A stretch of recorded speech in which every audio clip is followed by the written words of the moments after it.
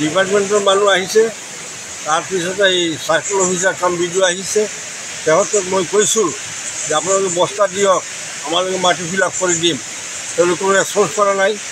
Duty negligence of department and administration, এই এনেকুৱা অৱস্থা হৈ আছে। আৰু এই অৱস্থাৰ কাৰণে মই ডিপাৰ্টমেণ্ট আৰু এই এডমিনিষ্ট্ৰেশ্যন ৰেছপন্সিবল কৰিলোঁ।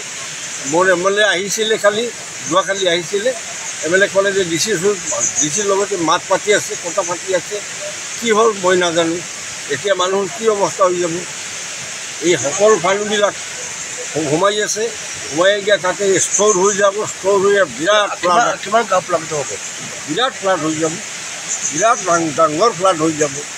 এই 50 ইয়াৰ্ছৰ ভিতৰত এনেকুৱা ফ্লাড হোৱা নাই।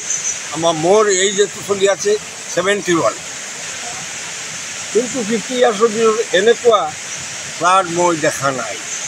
আৰু মোৰ ডাঙৰ মানুহ যিবিলাক আছে, বুঢ়া মানুহ আছে, সেইবিলাকে কৈছে এনেকুৱা ফ্লাড হোৱা নাই। এতিয়া আমালোকে কি কৰে, আমালোক অসহায় হৈ আছোঁ।